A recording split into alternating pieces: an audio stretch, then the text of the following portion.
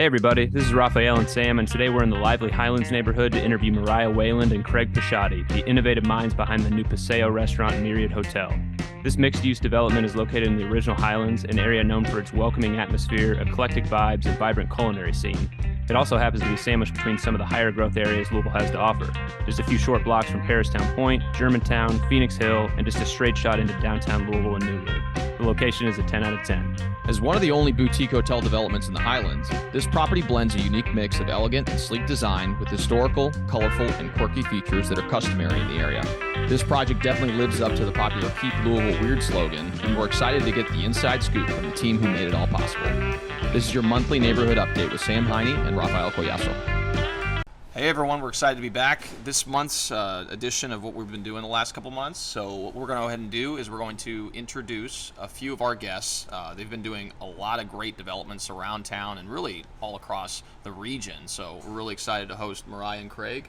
If you guys don't mind, could you guys introduce yourselves and then we'll kind of dive into the rest. Sure. Mariah Gratz, I'm the CEO of Weyland Ventures and Common Bond Hotel Collection. Excited to be on the program. Yeah, great. Craig Pishotti, COO of Common Bond Hotel Collection and Weyland Ventures Hospitality.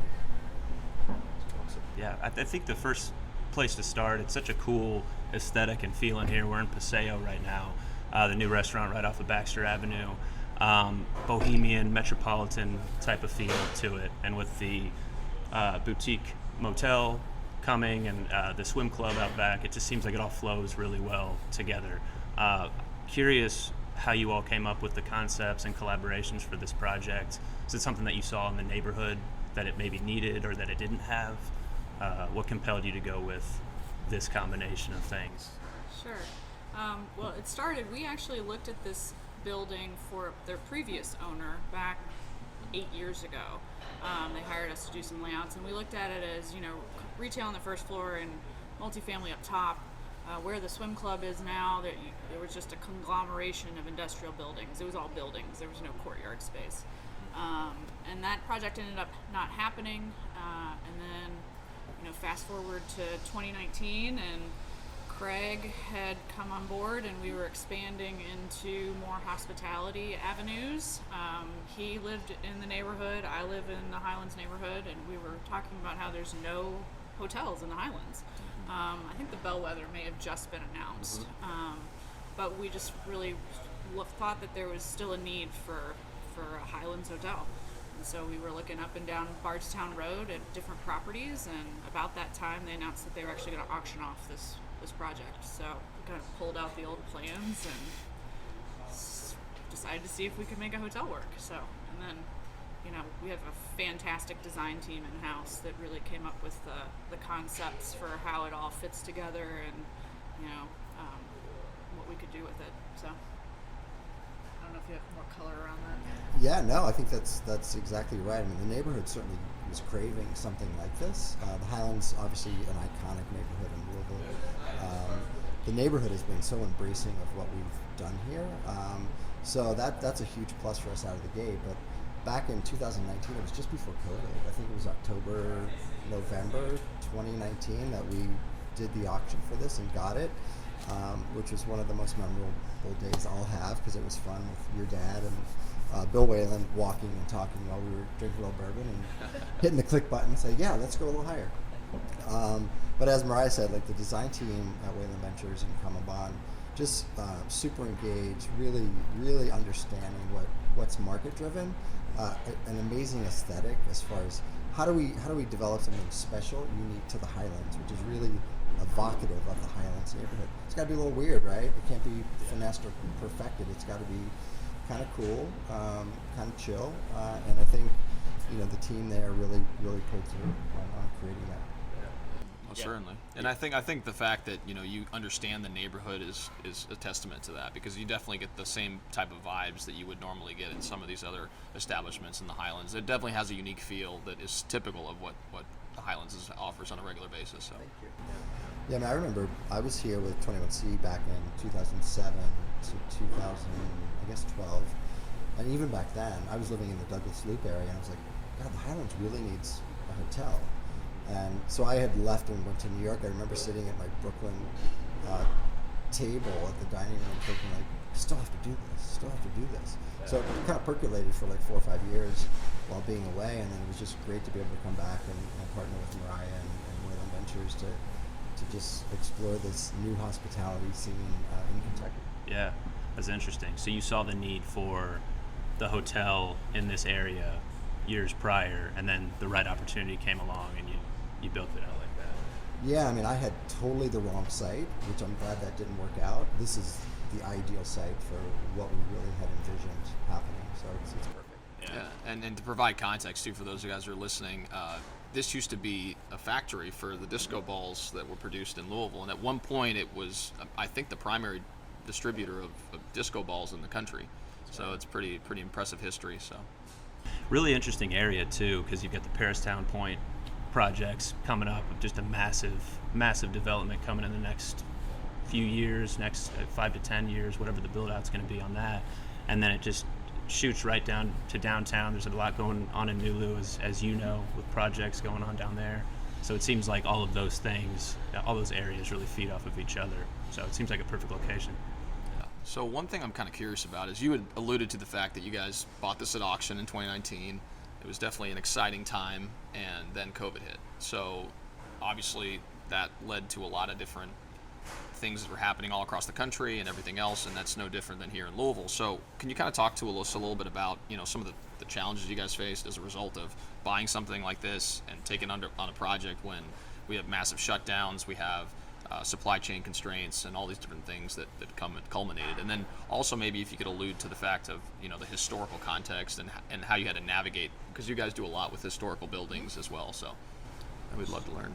Sure. So, I mean, it delayed the project. Mm-hmm. So this was a 2020, starting out project, and then it became a 2021 project, beginning of 2022. So, for a long time, hospitality, anything hotel related, was a bad word when it came to banks. So nobody was interested.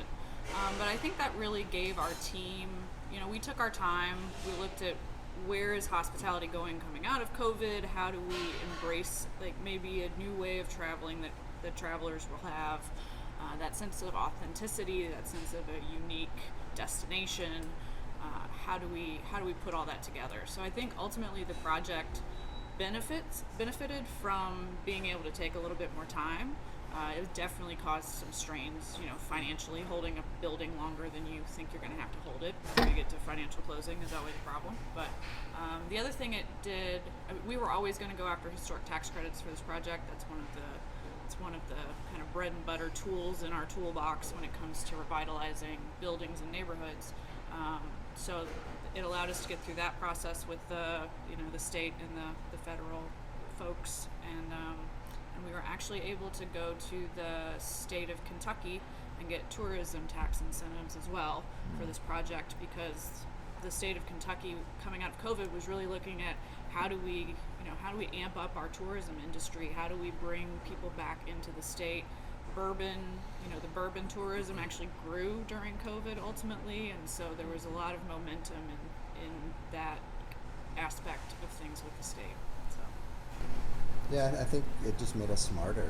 As horrific, as the COVID period was, it made us smarter. It gave us the time to kind of really assess, and this indoor-outdoor space was always something that we wanted, right? Because there's nothing really like this in Louisville or in Kentucky that has that kind of dynamic poolside dining. Lanai is off of hotel room, so those things were always part of it. But as we laid it out, this outdoor component became a requirement. It wasn't optional, and we just became smarter during the COVID period. And like Mariah said, had that time really kind of finesse what we wanted to do. Absolutely. Was that outdoor space something that you came up with during the delay of COVID? Well, we always wanted it because, the intent of the restaurant was always to lean into the countries of the Mediterranean. So, Italy, Turkey, France, the Middle East, Spain, and that outdoor vibe was certainly something that we had to have part of the plan. But I just think it got pronounced, particularly with, the entranceway. Paseo in Spanish means a walkway or the end of an evening stroll. So that entrance of Paseo, that walkway, was a key component.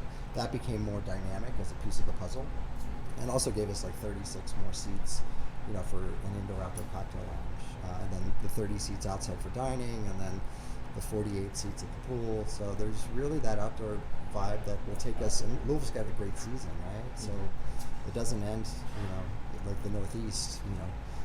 Summer keeps going, hopefully till October, or even mid-November. So yeah, I think it just made us really smarter, and the design team had a chance to really embrace those ideas more fully. Yeah.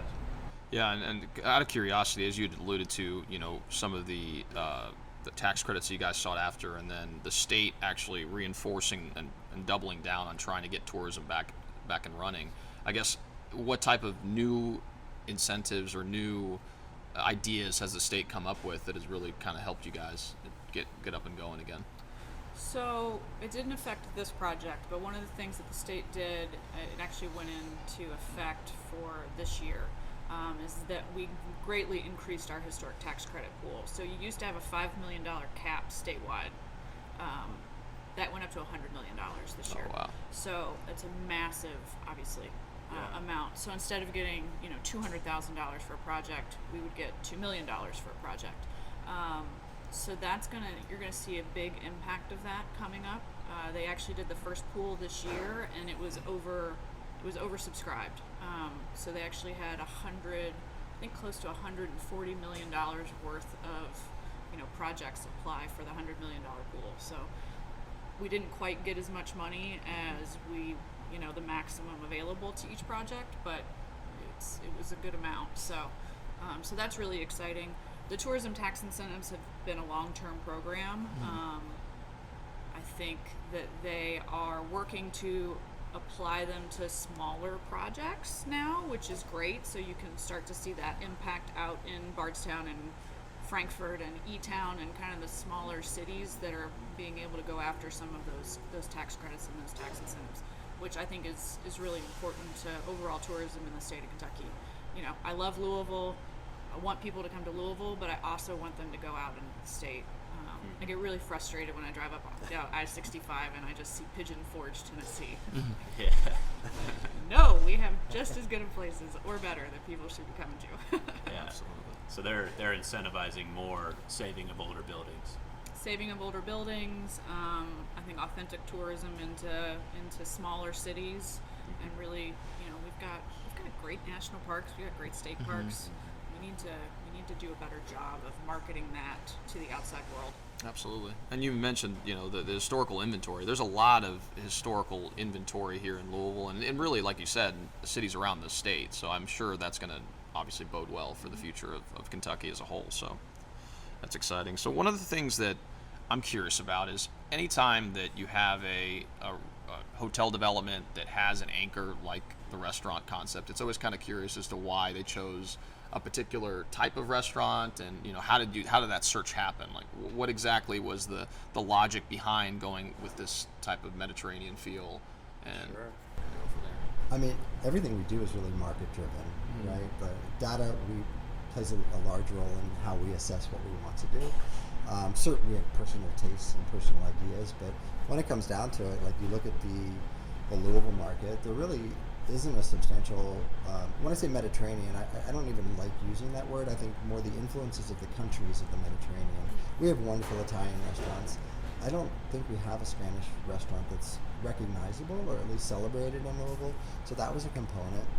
And I think the way people are eating, when you think of Mediterranean, you think of the blue zone, right? The healthy way of living, but yet full flavor, robust spices. We've got a wood fire kitchen, wood fire grill, which was a huge component of how we were approaching flavor profiles.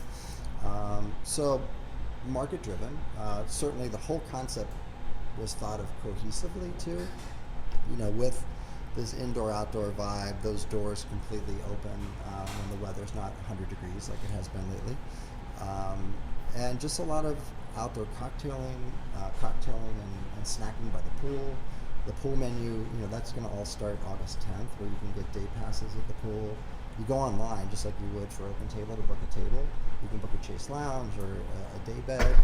So I think, part of the entire concept was that outdoor, because we're in the Mediterranean, you want to be outside, right? The weather's beautiful, the breezes are nice, it's hot, but it's still like you want to linger longer outside. And to be poolside dining, you can't do that in Louisville. It's very special. Absolutely. So would you say that you chose the concept first and then decided to seek out the executive chefs and kind of fill in the gaps as far as the staffing is concerned, or was it somewhat of a balance at that point? It's more so just curiosity than anything. Well, I think it all just naturally occurred. I mean, we're fortunate that most of our leadership team we've worked with for a number of years, so Sure. no one really at the higher level of leadership is new to us. So it was really based upon culinary skill, leadership skill, our beverage program, our wine list. The people in charge of that have deep experience and passion about what they're doing, and are very exposed to the Mediterranean, how wines work in this country. Like, you don't find Israeli wines in Louisville very often. We've got some great Israeli wines on the menu, of course Spanish and Italian, but our culinary director really leans into Middle Eastern flavors, has always loved the Mediterranean. So I think, I won't say like one came before the other. There was like this, I think, natural kind of immersion. Would you say? Yeah, it just kind of happened together. And we're fortunate that people wanted to work with us because, we're kind of cool to work with for the most part. You have a track record, which is amazing. We're doing cool stuff. Like Yeah, stuff of that a lot course. people wouldn't touch because it's scary to a lot of developers. Absolutely. To do what we're doing. So you mentioned the leadership team regarding the restaurant concept and everything else. I guess, were there any challenges with delivering the space in this condition and then ultimately delivering the menu as you now are offering to the public? Delivering the space is always a challenge. Do you want to talk about that? Yeah, I mean, it's a historic building. Yeah. You come in, you find things, you end up, having to stabilize structures that you thought didn't need stabilization, and you find issues. But I think we've got a general contractor that we've worked with for decades, and so there's a lot of trust between our team and that team, and you work together to make it happen. And then you mentioned earlier, there's still huge supply chain and just weird issues coming out that haven't stabilized since COVID. So again, you just have to be flexible and deal with that on a day-to-day basis. Like at one point, we could get the roofing material, but you couldn't get the glue that secured the roof to the roof or to the underlayment. It's like, how does that even work? Like, I don't understand. That's a delay you didn't see coming. Yeah, so just stupid stuff like that. So yeah, I mean, you can just deal with it and move forward. So. Yeah, it's so amazing how, and obviously this is unrelated, but it's so amazing how supply chains have evolved over time to where now there's companies that just make one small piece that is integral to the actual production of space like this. Like back in the day, I worked at a company that made coaxial cables, and that's all they did. And they were able to deliver that across the country, but if you don't have that piece, you can't deliver the final product. And so it's kind of interesting to hear you say that. It sounds like you all were pretty zeroed in on the original Highlands as seeing it as a neighborhood that could use a concept like this. And there's a lot of different ways that I'm sure you break down and analyze different neighborhoods and different projects in other areas. What are 2 or 3 other areas that you see a lot of potential in Louisville over the next 5 to 10 years from a growth and development standpoint? Sure. So we're in New Lou. We've been developing in New Lou for 13 years now. So from when it was kind of just becoming New Lou, I still think there's huge growth in that area, and really ultimately connecting, the soccer stadium on the north all the way down to the medical district, which is going to continue to be a massive job center for the city.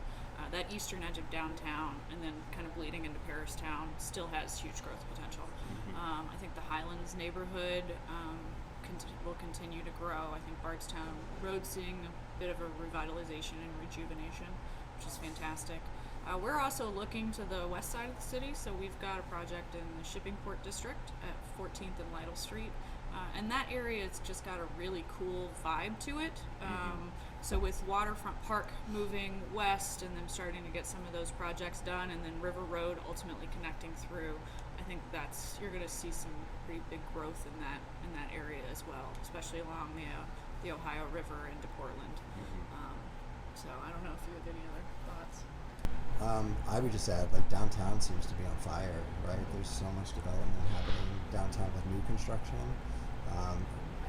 and also historic preservation too. But it's kind of impressive to see like large brands coming into the city and committing to that, not just from a hospitality perspective, but commercial buildings and how we're kind of reusing. It's exciting for me to see how the reuse of the office towers will turn out, right? Like, we know people are working from home or working remotely, and those office towers aren't fully vacant like they used, or fully occupied like they used to be. So I don't know what's going to happen there, but it'll be interesting to watch. Yeah, I think it's important, definitely long term, to have a vibrant downtown. I feel like you see that in other markets across the country, and making sure we commit to improving downtown is obviously a commitment that the city should make. And I know you've been involved. Yeah, of course, yeah. But yeah, downtown needs some revitalization, but I think there's a lot of good ideas at the table. Mm-hmm. And then the office tower issue is one that every city in the country is facing. I was in Denver a month ago, and they've got 3 or 4 office towers that are on the verge of default. So that's just that's something we're all going to have to figure out. I get it. Yeah.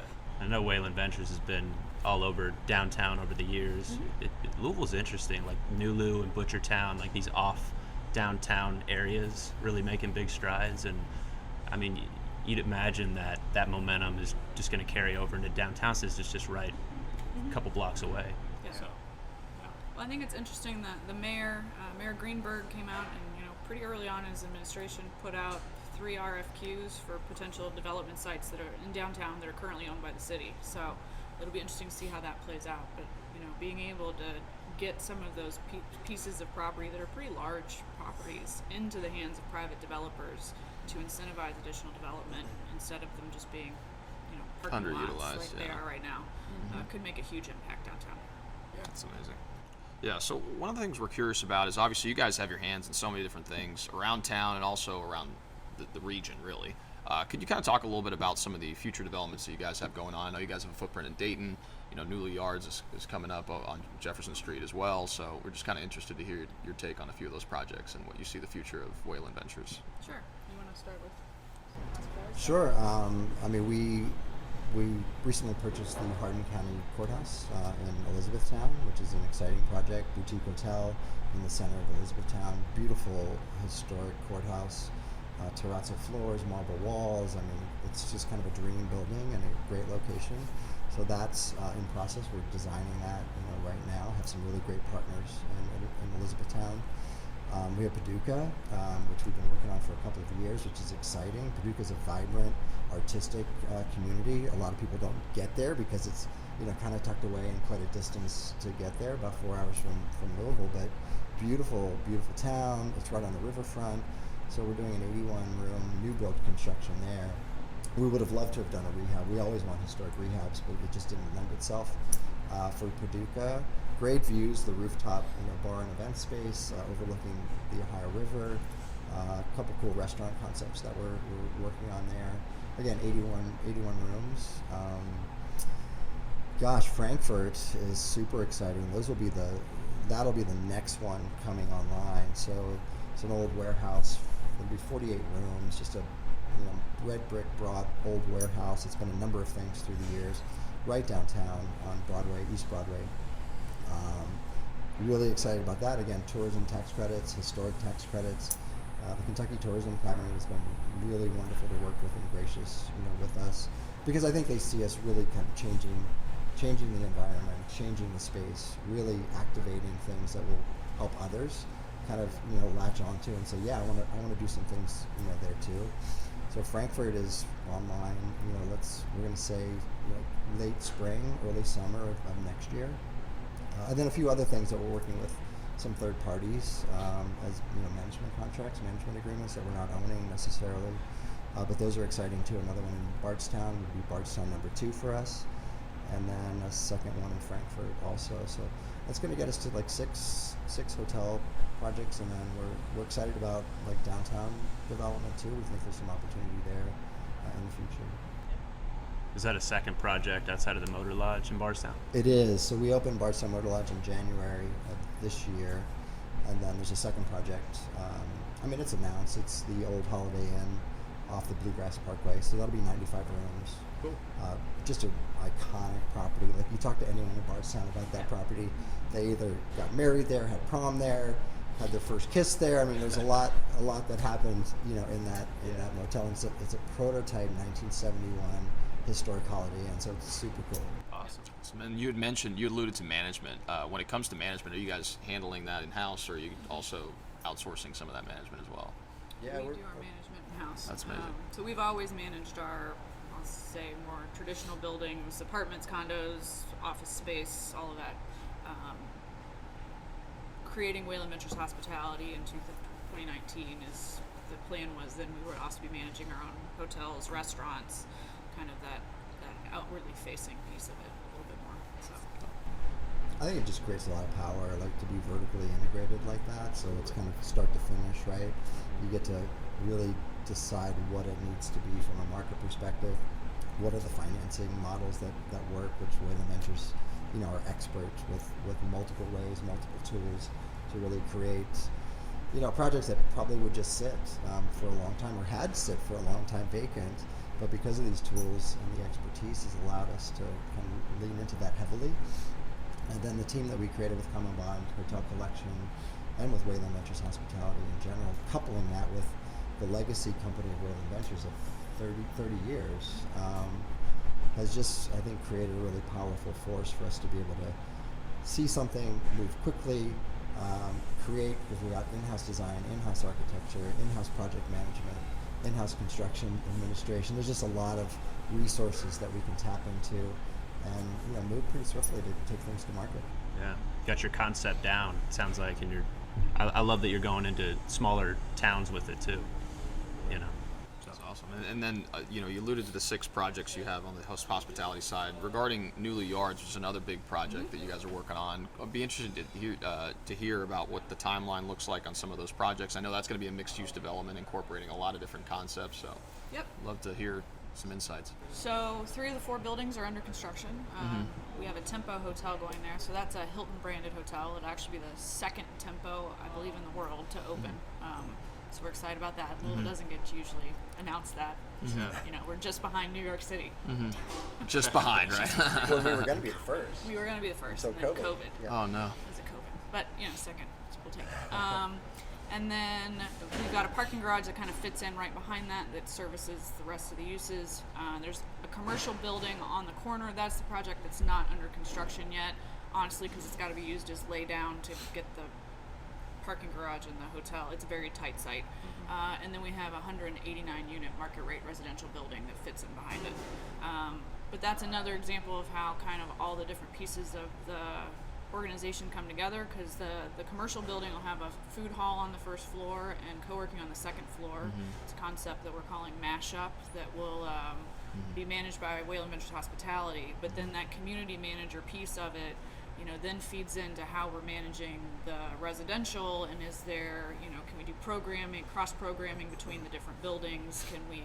Are there ways that we can provide additional amenities and benefits to our tenants through that kind of management structure, where we're very deeply managing the food hall and the co-working in addition to everything else. So it's exciting. And then ultimately in Newly we've got additional, mostly multifamily, maybe some townhouse style projects that are going to happen throughout the kind of rest of the neighborhood over the next few years. So we're excited about those as well. Yeah, because you also have been involved in the Hancock House across the street, and I believe also you guys built 310 at Nulu, if I'm not mistaken. 310 at Nulu, so again, we've been building in this neighborhood for many years, 13 plus years. Yeah. And we've got a few more phases to finish it out, and some of the final phases will be, smaller. So instead of a huge multifamily, how do we do, can we do some townhouse style homes that are then for sale? Can we do some smaller, multifamily buildings that might appeal to a different demographic than the large multifamily buildings? So we're playing with some different concepts with that right now. That's amazing. That's awesome. Cool. Well, first off, thanks so much for your time. I know that a lot of people are going to gain value from this conversation. This is obviously a new concept that you guys have been bringing to market. It's obviously we talked offline a little bit about you guys' reception regarding Paseo. It's been booked up solid, and I'm really excited to try out the restaurant and hopefully lounge by the pool at some point too. So Yeah. For sure. Yeah, appreciate it, you all. thank you all so much. Thank you.